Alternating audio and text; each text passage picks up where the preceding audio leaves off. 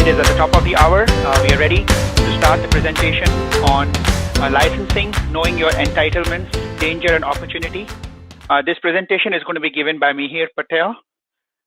For all of you who are attending this summit for the first time, please make sure that you register and say yes so that you can get a chance to see the other webinars that would be happening over the next 3 to 4 months. I'd like to introduce Mihir. He is the CTO of SmartDog Services and has been with SmartDog for the last 10 years. He has been instrumental in a lot of the advancements that SmartDog has done with their EBS customers over the years. And licensing has been one of his specialities, where he has helped many customers save millions of dollars on their licensing costs, especially when, before the customers get audited. So if there's anything you want to know about licensing, there is nobody better than Mihir in this world to help you with that. So I'm going to hand out the mic now to Mihir, and he will start his presentation. Thank you. Thank you, Sushil, and good morning, good afternoon for those that are joining us remotely. So this is a topic that's I'm very passionate about. And at SmartDog, we definitely want to make sure our customers get the most value out of the software they already own, versus having to buy additional software simply because the rules were kind of not fully defined. So hopefully the objective of today's webinar is to give people a better understanding of Oracle E-Business Suite, the licensing elements that are associated with it that have evolved through the years, the decades, as well as the associated technology licensings that are required with E-Business Suite.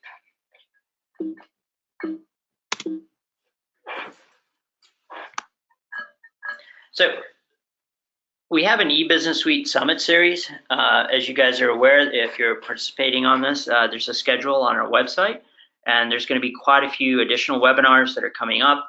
We kind of moved the licensing one up based on interest and feedback from you guys, so thank you guys for that. There's also apparently more requests around technology licensing in general and cloud, so we'll try and add those to the future Summit Series going forward. Just give us some time. As you guys are aware, this is Q4, so we will get to those as well. But look out for the emails and whatnot for the future series. So on the agenda today, why you need to understand Oracle licensing. E-Business Suite licensing models can have a big impact on your business, and we'll discuss that through the evolution of the different metrics throughout time. Customizations in E-Business Suite can have a big impact on your license consumption and requirements, essentially. Common errors that companies make with their E-Business Suite licenses, and how companies can proactively manage E-Business Suite licensing in the future. So disclaimer, right? Licensing information provided is based on our understanding and interpretation of Oracle's current licensing policies, but they're not contractual, right? So licensing policies are subject to change without notice. Always keep up to date on the latest and greatest, looking at your contracts and whatnot. And the agreements you've executed with Oracle in the past, current, and future govern your software licenses. So why you need to understand Oracle licensing. So let's talk about the evolution of Oracle E-Business Suite throughout the years, right? It started out in 1996 and prior, and then started with 10 and 10 and 10.7 NCA. For those that are familiar with that, then we evolved into Release 11, Release 11i, then Release 12, and currently with 12.2. So throughout those years, right, Oracle had come out with different licensing metrics. So initially started out with the concurrent user, concurrent device, named user licensing models for E-Business Suite. And those are really, really great metrics in terms of how users are able to manage and run their E-Business Suite. We've seen quite a few customers that are still running under those metrics today and continue to procure additional licenses under those metrics. And we'll talk about that if you guys in the audience have those. How are they able to do that or whatnot, even today? There's professional users, and then professional user 2003 also came out. That was when it was the really good times as well, and around e-business suite licensing. Oracle was trying to break into the small and mid-sized market. And they came up with these e-business suite professional user bundle licenses, as I like to call them, and that bundle essentially allowed an individual to use a whole slew of different products at the same time. So there are quite a few customers that are on that. And around the same time, they also introduced different component-based licensing, your typical application user licenses that most of you are familiar with, or they're still in place today. They introduced Oracle Applications Custom Suite licenses, where the companies were able to decide, these are the modules that I want specific for us, and designed custom application suites, or even in some cases custom metrics, right? That are unique to our business that Oracle also accommodated. And then there's these enterprise applications based on revenue, cost of goods sold, et cetera, that also came out, and that are still available today. So these are the pretty much the predominant metrics for today. Now, if you're talking to your ERP reps, they're basically going to be talking to you about cloud ERP and SaaS. E-business suite, and it's not necessarily e-business suite in the cloud. It's essentially a different ERP platform and product, and those are introducing yet new license metrics, which we'll discuss in future webinars. Predominantly, they're hosted, named user, and things like that bring with them yet more opportunities for solutions around license management. Let's just leave it at that. So let's talk about the changes in the e-business suite licensing models throughout the time, right? So in the early days, as I discussed, we had the concurrent user licenses, right? These are the maximum number of users accessing the modules at any one time, right? The prices were basically published on Oracle.com for that purchase period, and the prices basically went up a little bit, but not that much. But there were when these metrics were available, the licenses were published, and the price lifts happened through the years as Oracle was making heavy investments in getting it from Smart Client to NCA and to the 11 and 11i versions. Basically, the license metric in your contract should read as concurrent user. There were no minimums, and then there were prerequisites based on the modules that applied based on the products and whatnot that you opted to include. So, and these concurrent licenses required organizations to license the maximum number of users or devices that were going to use the software concurrently, right? So it's no longer available, however, for purchase from Oracle today. So if you have it and you're managing it and it's meeting the business needs, you can certainly keep it.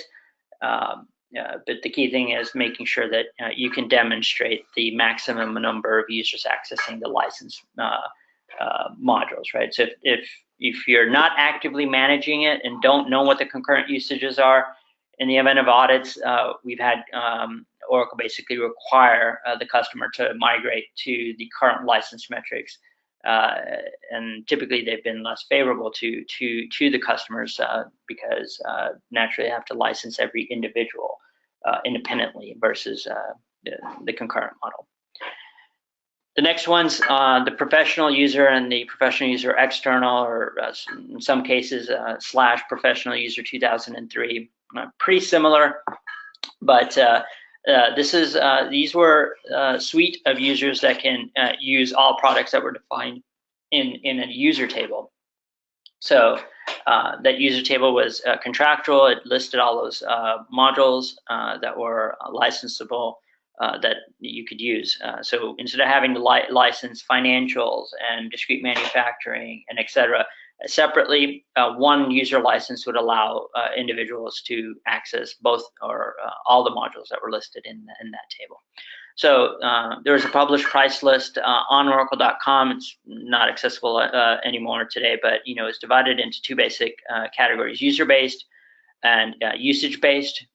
So there was a professional user, and then usage-based licenses got introduced in terms of electronic order lines, expense reports, and things like that.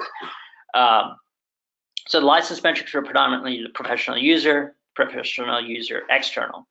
So in this one, the customer typically in the contract had to maintain minimums as a percentage of the employee population for the professional user licenses. Now, you have to check your contract for the specific requirements if that clause exists or not. But typically, there was a 10% minimum of the employee population that had to have been met to continue to have those professional user licenses. And if you're publicly traded and whatnot, the Oracle typically sent a license verification form, and they cross-check that against your 10K filings and whatnot to make sure that the amounts aligned. So that's a professional user. Next one we're going to talk about is component-based licensing. So this is end use of products without overlapping usage amongst users. Whereas concurrent user, as well as maybe even professional user, you might have had overlapping usage amongst users.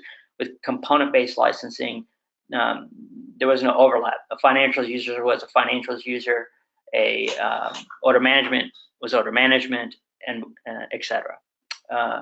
So these component licenses were basically separated into two basic categories: the user-based and the usage-based. So the user-based metrics count who is authorized to use the software, and it's typically under the application user metric, or employee, or customer, or subscriber, etc. But it was something that Oracle could distinctly count. And then the second category was the usage-based metrics, right? And these to count specific items in the application as an output: electronic order lines, expense reports, et cetera, et cetera. So the component model also had like minimums that had to be met, and there, if you pull up a current price list, those minimums are also defined in the price list even today. So if you go to the Oracle website and just look up Oracle eBusiness Suite licensing, the price list that shows up has the license minimums for the various different modules. So these were all distinct metrics for each product, application, user, customer, et cetera, based on the products. And you had to maintain the defined minimum. So even if I had one user that was going to use project costing, project billing, et cetera, I had to buy a minimum of 5, et cetera. And then, there were prerequisites in terms of the various different modules and dependencies that also had to be met. Let's talk about the next one, the custom application suite user license, custom solutions. This is calculated on a per user list total and then discounted in some way, shape, or form. If the modules are not used, then they will still be requiring an uplift in fees as revenue, employees, or cost of goods sold grows. So depending on however that custom suite was built, and especially if you're on some of these metrics, then even if our business declined and our population increased, we may have to meet certain minimums and things like that. And the license metric on this was custom suite user, and the pricing kind of basically just varied based on however the portfolio of applications that were included. Enterprise applications metrics, right? The whole company license where actual usage is not counted. It allows for internal and external users. It's basically built to a lot of our companies that were startups typically had these metrics. Their revenue and things like that were really low when they started, and as they grew, so it worked great when they were in the startup stage or development stage, et cetera. But as they grew, these metrics weren't as how shall we say beneficial to them, because as the revenues grew exponentially, the costs of those true-ups exceeded the amount of users. Their application user counts didn't increase, but simply because the revenues and stuff increased, a true-up was required, right? So this is calculated based on the end users enterprise metrics, right? So there's a list price for the revenue, budget metrics, et cetera, depending on however those various modules were licensed. And there were very different license metrics. There were 5 licensing metrics. There 4 usage based, and 4 usage based.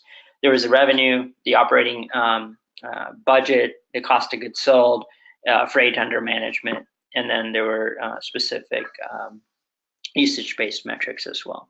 There was typically a minimum charge, and it was based on 10 million or 400 employees.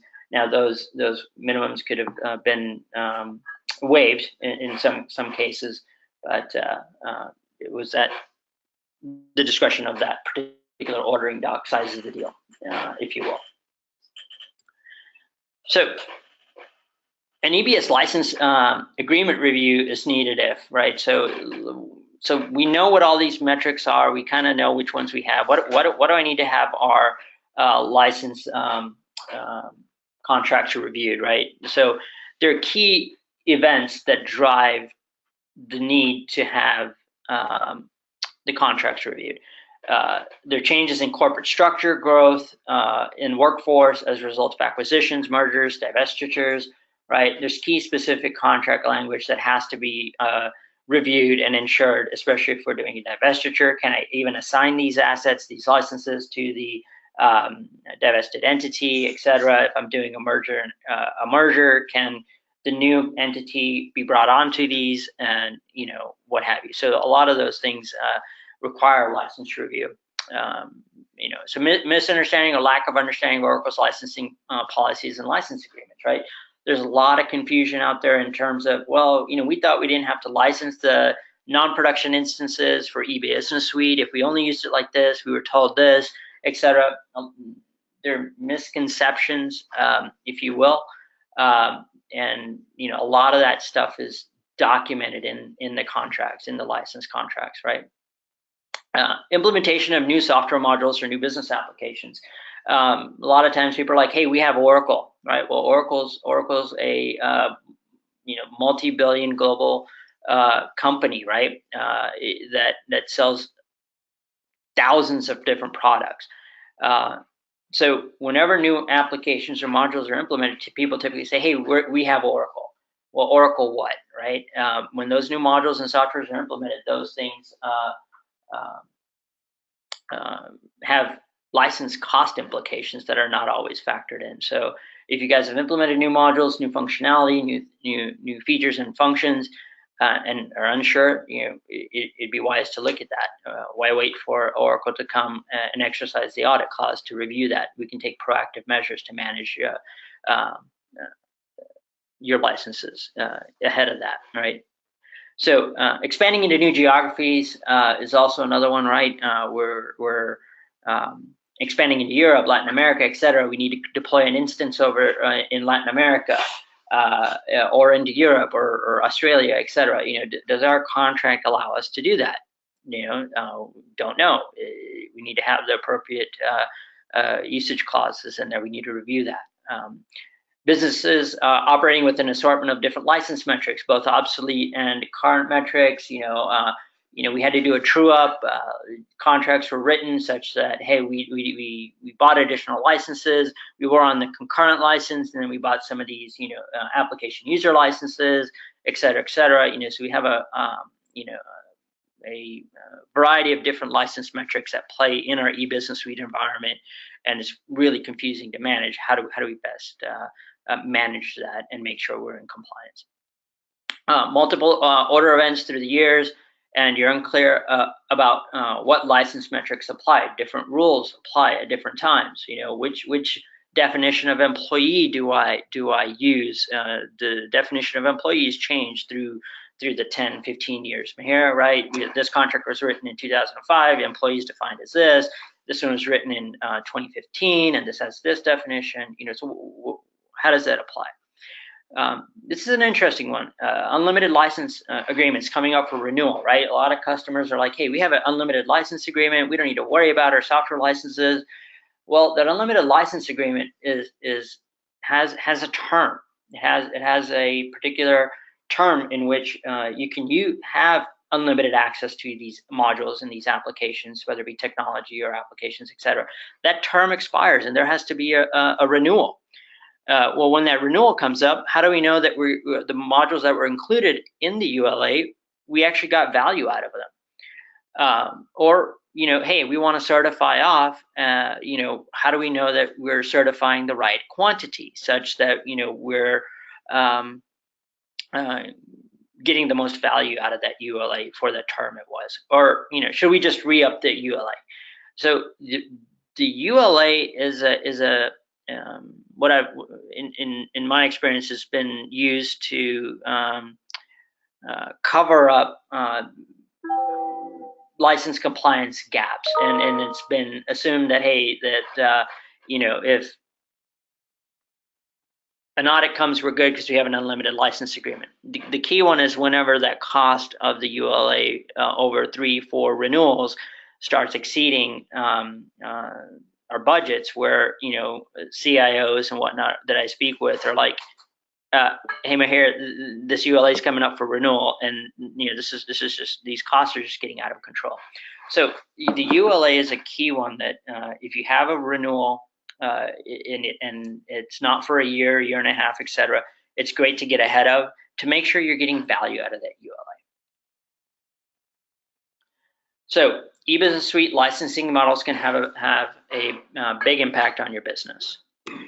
So we've talked about this, but I'm going to go a little bit deeper into the concurrent usage. Is defined, as the maximum number of users accessing the system, right? So here's a sample of something that we've helped a customer create, and to track based on the days of the month, etc., and making sure that we can demonstrate to Oracle in the event of an audit, hey, we never exceeded the concurrent usage count, right?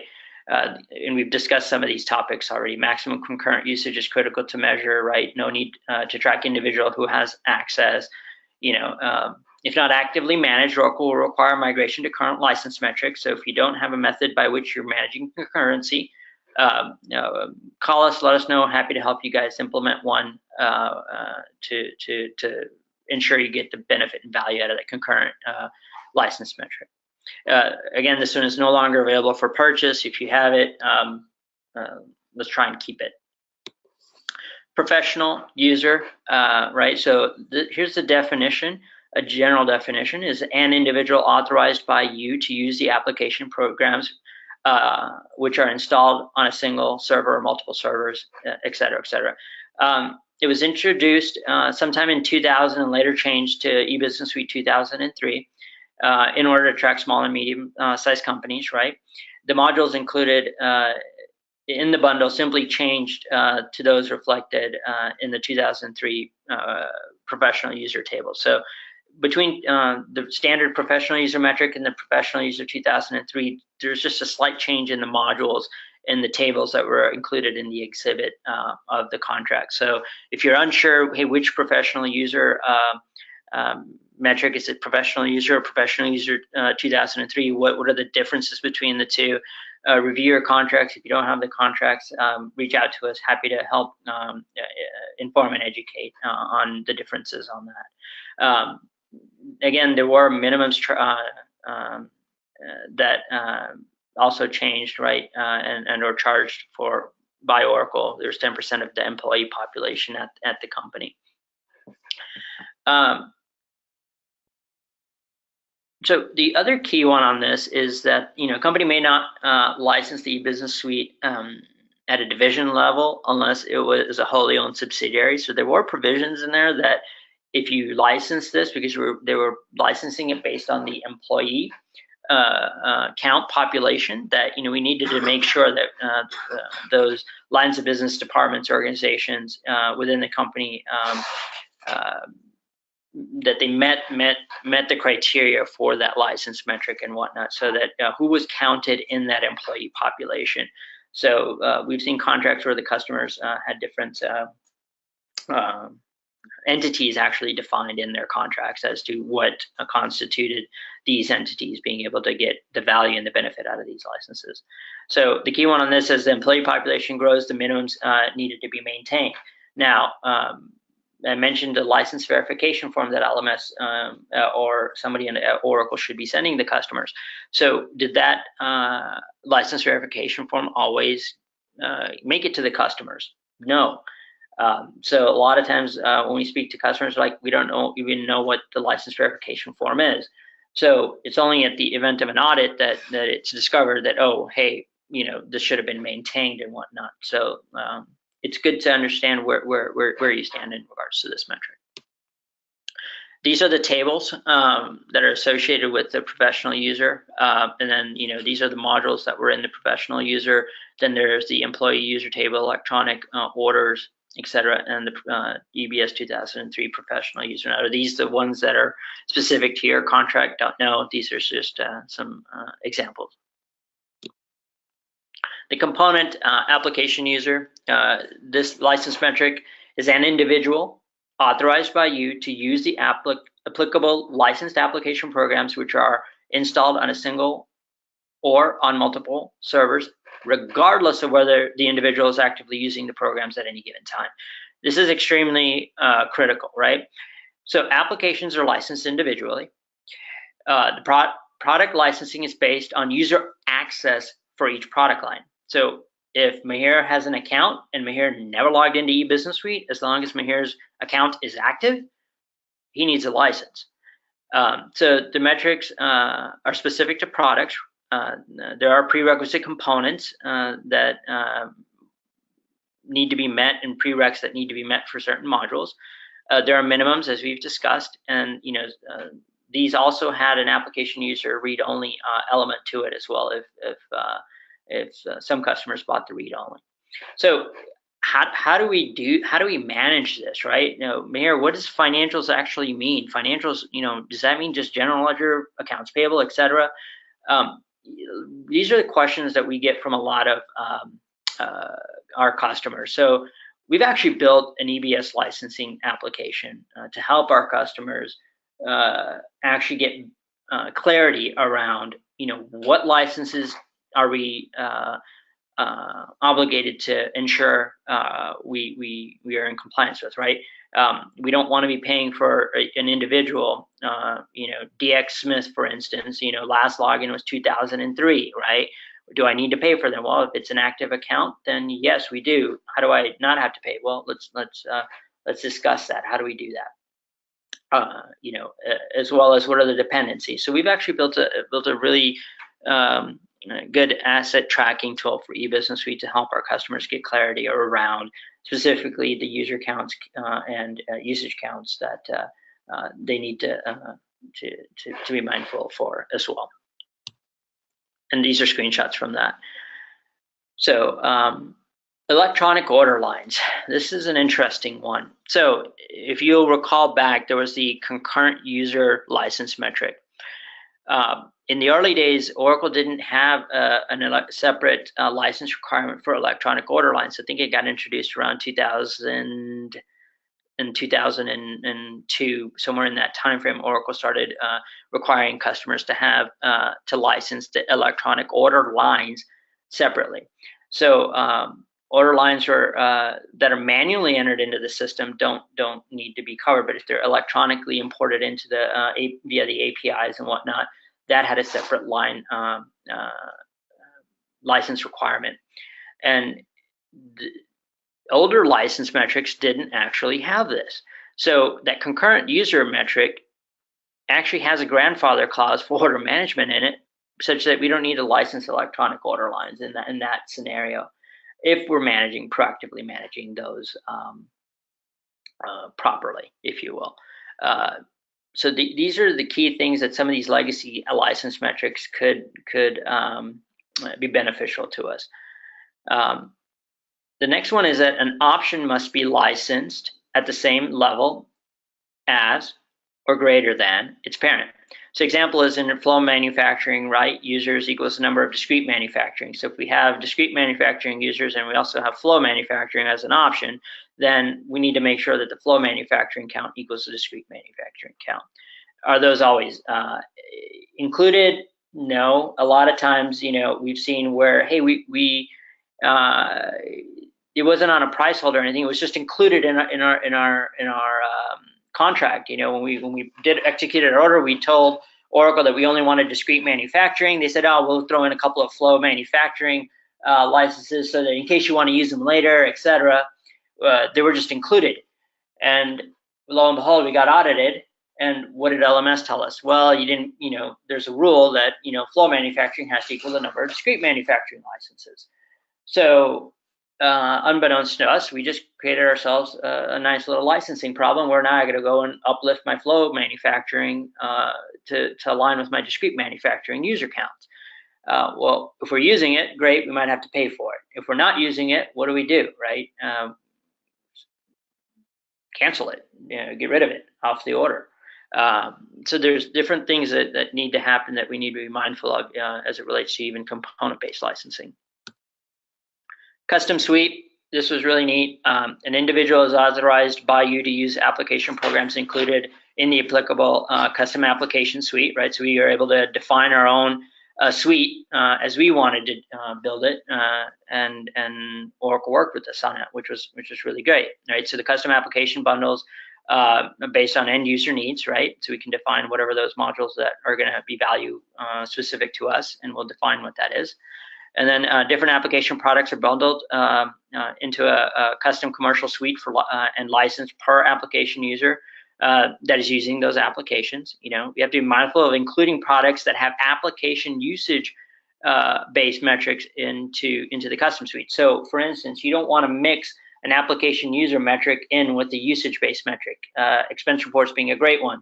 Right? If you look at the cost of the expense report based on expense report lines, it's cheaper than if you try to include it into the bundle. So if you are creating these custom suites, you need to make sure that there's no metric mismatch, if you will, so that it makes it difficult for you to manage application user suite versus your high expense users. And figuring out which one's cheaper. So for instance, you don't want to put iExpense into the suite. You want to keep iExpense as a separate line item in your order doc. So these applications are included in the custom application user. Expense reports are a separate thing, and I can basically manage that and effectively govern the usage effectively.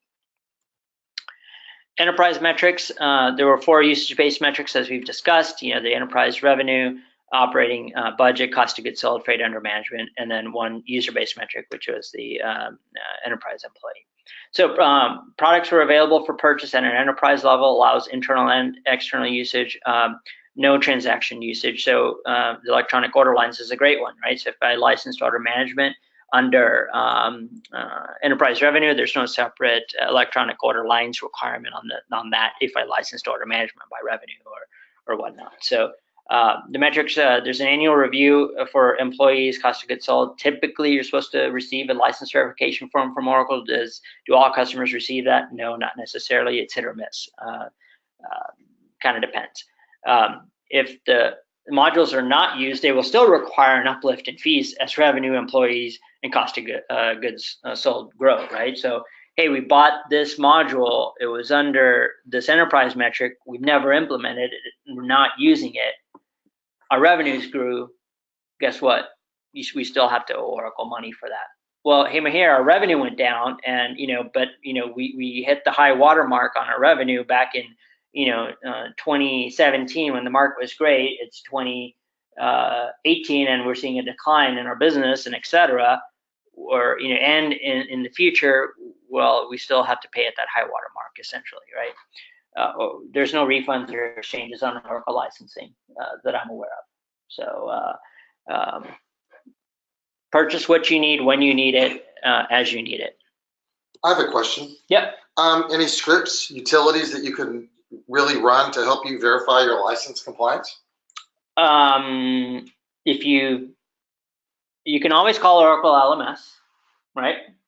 And they will help you. But that's kind of like letting the fox in the hen house, in my opinion. But that's certainly an option. LMS has services, and Oracle will absolutely help you do that, or talk to a partner. And like we built our own asset tools to help customers manage this strategic asset. So what kind of things would those scripts do? What would they go interrogate? What would they identify? So the application on specific around eBusiness Suite, those scripts are going to do what our EBS applications license tool does as well. We run that script from Oracle. We send it to Oracle. They'll come back to us with the counts and whatnot, and share that information with us. And we'll have to basically trust that it's right? They're looking at the F&D users tables, F&D responsibilities, etc. And that's what it is on the EBS application side. On the technology side, they're going to look at the processor, core counts, database options, features, usage, etc. So Oracle has a tool that does that in LMS, and other companies have that as well.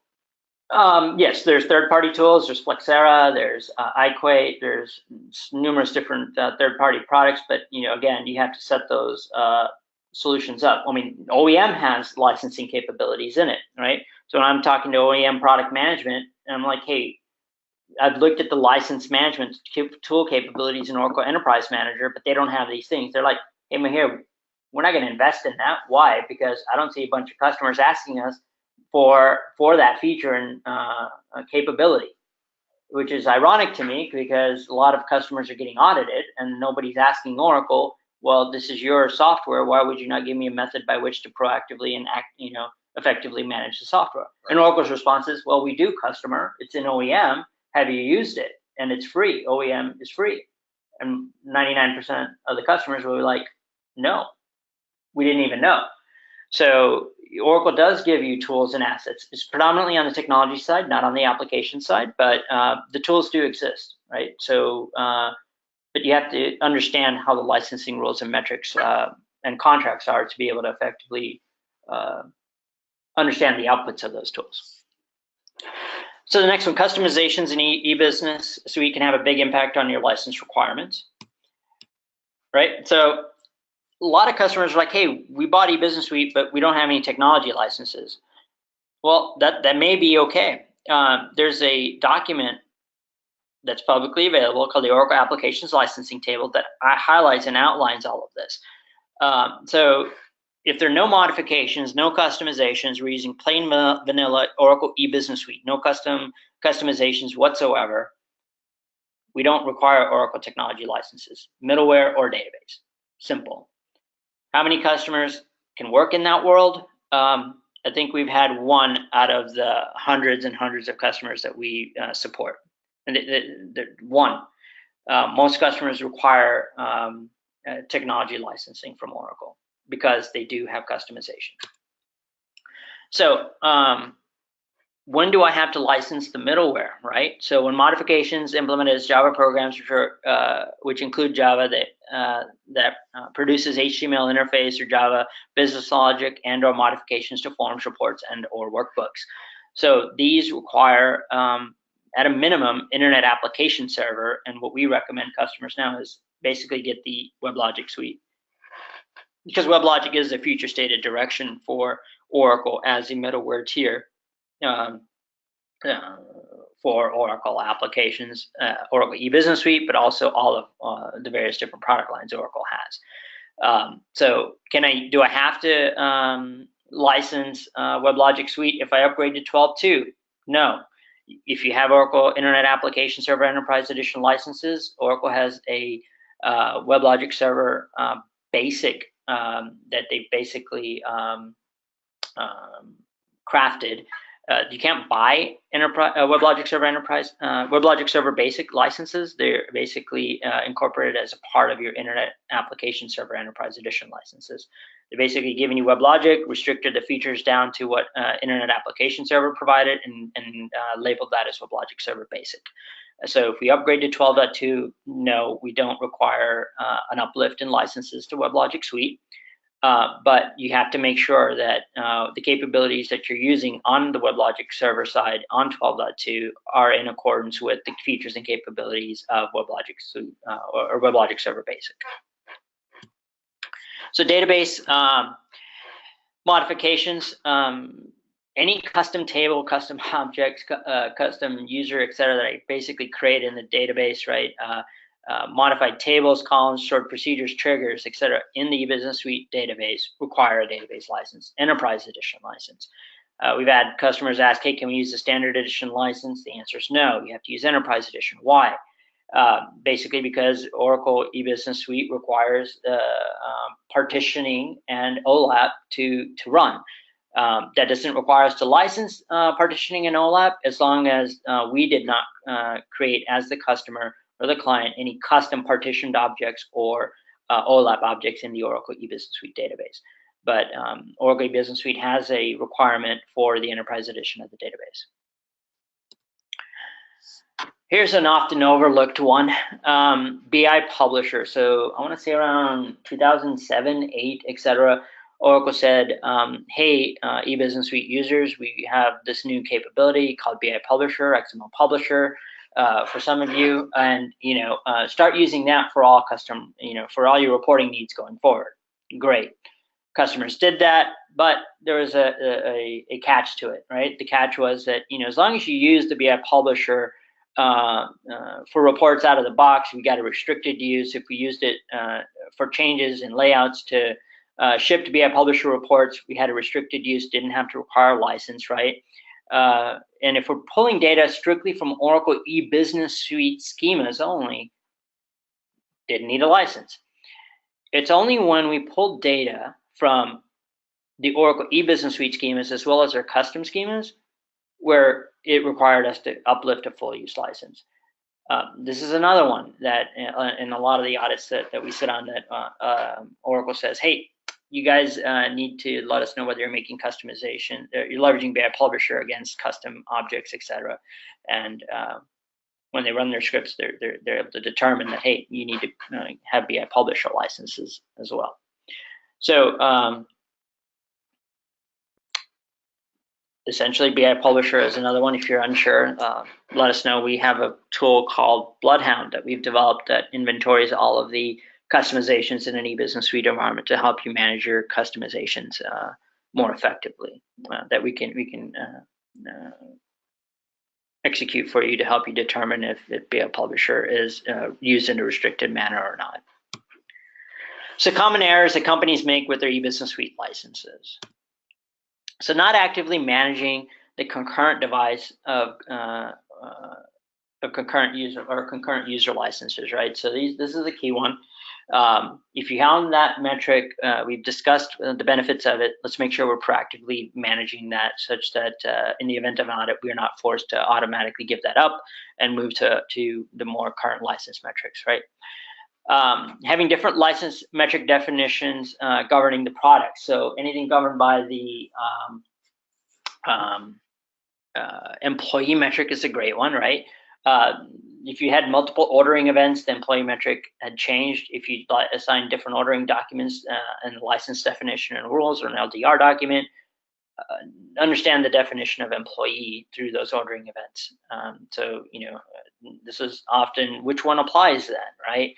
Kind of concept. So we need to understand what those are. Designing solutions that increase the volume of electronic order lines. So, hey, we just implemented a solution. Our functional guys and the development team structured it this way. And for every order that got created, it created 10 electronic order lines. It's like, well, why? Well, it was just easier. Well, let's look at our MD50s and requirements documents and solution designs more thoroughly to say, hey, is this going to create additional artificial license requirements just because of the way we've designed it, right? So we want to make sure that, especially around electronic order lines, iExpense, some of these usage-based metrics, et cetera, or even the module ones, that we're designing it in a way that it's not artificially creating license events for us or forcing us to license more product just because of the way we designed it. So not tracking the number of expense reports being created, right? So iExpense is based on the number of expense reports, so we should track that. creating custom responsibilities which grant access to multiple module functionality. So this is a great capability of e-business suite where we can not have to switch responsibilities to access different functionality. But when you do that, it essentially creates licensing requirements for 2 or 3 different modules across that one single responsibility. So how do we track that? Well, we need to figure that out and track it. So not properly tracking application users versus read-only users. So a lot of times the responsibility is created, but we can't differentiate based on the responsibility names. Are these application users or application read-only users?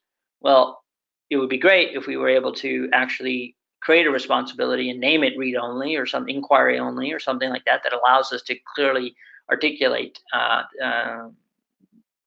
and differentiate that these are read-only users versus not. And then, as we've spoken about, leveraging BI Publisher with custom database objects. Again, events that warrant a review, growth in the business, unclear understanding of how the various modules map to the licensable products in the price list, no clear understanding of the license metrics that govern the various module functionality, moving from in-house to fully managed IT outsource support, right? This has a huge impact around the technology licenses in particular. Most of the hosting providers aren't familiar with Oracle licensing. And if you read your contracts with the hosting providers, it say that you, the customer, are responsible for all licenses. So whether it be Oracle Managed Cloud Services or any of the other third-party hosting providers that are out there. So understanding that when I move my e-business suite from internally managed to even a hosting provider or cloud or what have you, that we're mindful of the licensing requirements from a technology perspective. Moving off of Oracle support to third-party support. So we've had customers cancel their support with e-business suite, thinking that, hey, Oracle's not investing in e-business suite anymore, which is not true, as Cliff Godwin kicked off the EBS Summit series, telling us that e-business suite is going to be supported well into the future. So making sure that if we're going off of support from Oracle, that we look at our license metrics, right? Because a lot of those enterprise metrics or custom metrics that we had basically stated that there was an expansion clause, and the expansion clauses had, hey, you have to buy not only these expansions in these quantities, but you also had to buy first-year support with them. Well, if I canceled support and went with a third-party support provider, and I need to expand, what do? Right? Well, now I'm going to have to go buy support or what, right? So it creates license issues and events. And we've had customers go to third-party support, come back from third-party support, and then go back to third-party support. So there's no right or wrong answer. It's just simply that we need to make sure that is this the right solution for us, for our business, and are these, how does it impact our licenses? So I have a question. I know that a lot of the focus of this presentation is on e-business suite functional licenses, but can you talk a little bit about the impact on the database itself and some of these conditions and stipulations? Yeah. So as I mentioned, on the database side, you have to license the database and the technology side when we have customizations in e-business suite. Now, database licensing in and of itself is a whole nother topic, which we'll get to in another webinar series, right? But depending on what type of platform you're running it on, how you've architected it, how you're moving it, if you're moving it from on-premise into the cloud, right? Which cloud provider are you going to? All those things have to be evaluated from that perspective as well, not just an applications perspective, but from a technology perspective as well. So the technology elements of this need to be licensed. They have to be licensed appropriately. On the database side, if you guys just Google the Oracle technology price list, you'll see some of those options and packs that are available. A lot of those options and packs are very expensive, and some of this stuff is weird. I mean, it's just, hey, I installed this and it did automatic SQL tuning. I didn't even have a chance to shut it off. As soon as I installed eBusiness Suite, it kicked off, right? Well, yeah. So what are the issues around that, right? So there's definitely a lot of different things that need to be evaluated there. The other one is around integrated SOA gateway. Let's talk about SOA gateway. So in 12.1.3, we want to implement web services, this, that, and the other. In 12.1.3, if I had integrated SOA gateway, great. Had it, implemented it, ran it, etc. When I upgraded it to 12.2, what happened? Well, now because of the way it's architected, I have to uplift it to SOA Suite. I need to make sure I'm WebLogic Suite, and I have eBusiness Suite adapter licenses. And all of this stuff is documented in the Oracle Applications License Table that I referenced earlier. So even integrated SOA Gateway on 12.1.3, to 12.2, that has different issues and implications. So a lot of these things happen, and this is great technology. It's adding tremendous value to a lot of businesses, etc. The licensing aspects of it are sometimes just unclear, and Oracle sales doesn't always know either, right? So if always ask, but say, can you please get this confirmed by LMS, because LMS is the definitive essential authority at Oracle that.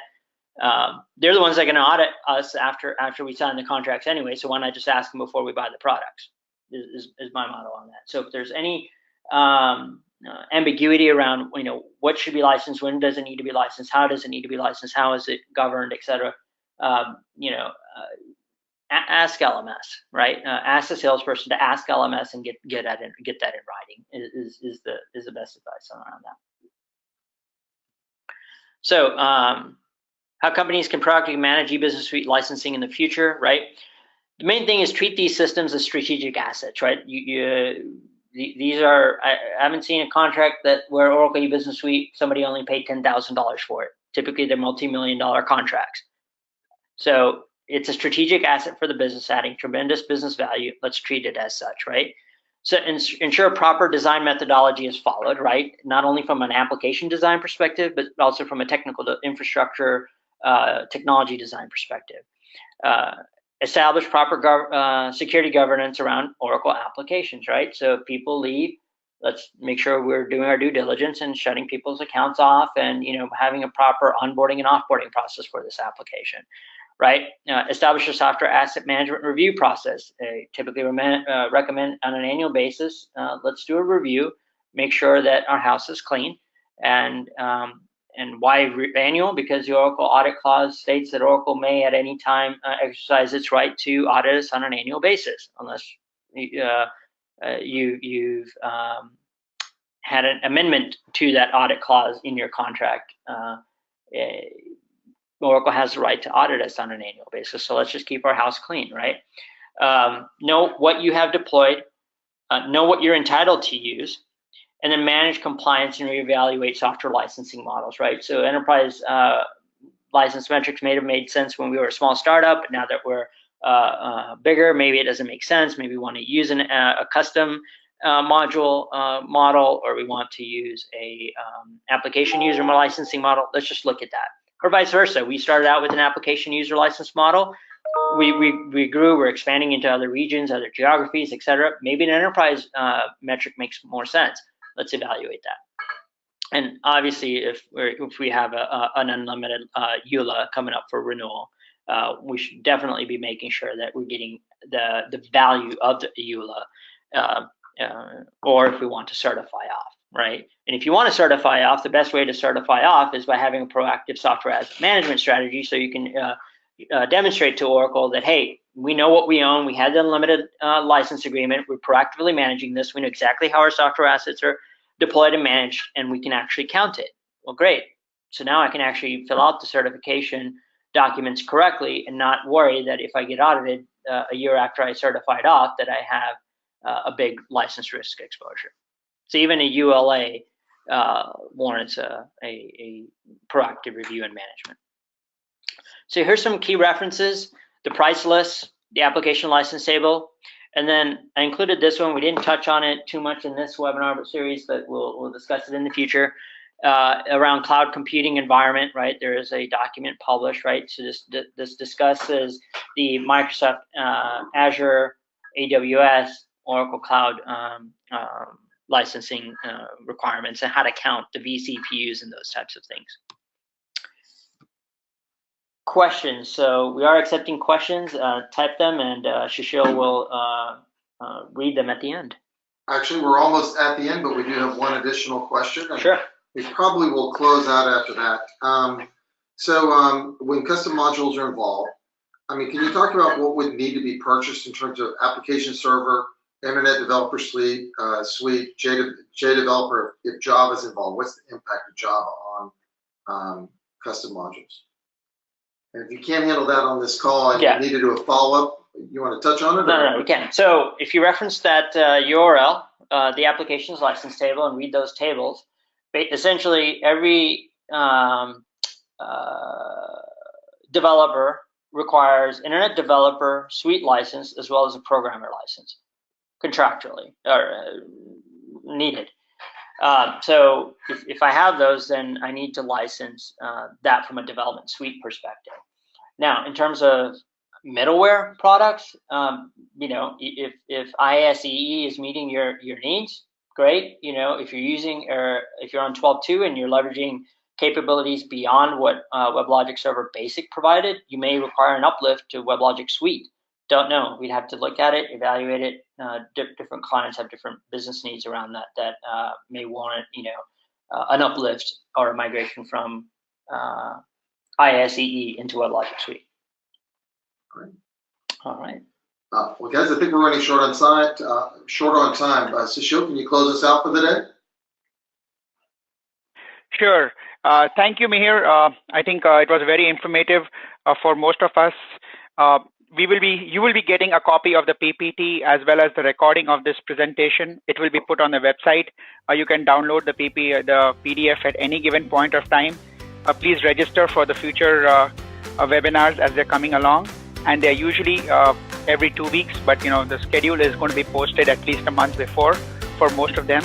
So continue attending these webinars, and I'm sure you will gain a lot of knowledge through this process. Thank you very much, and looking forward to meeting you again on the next one.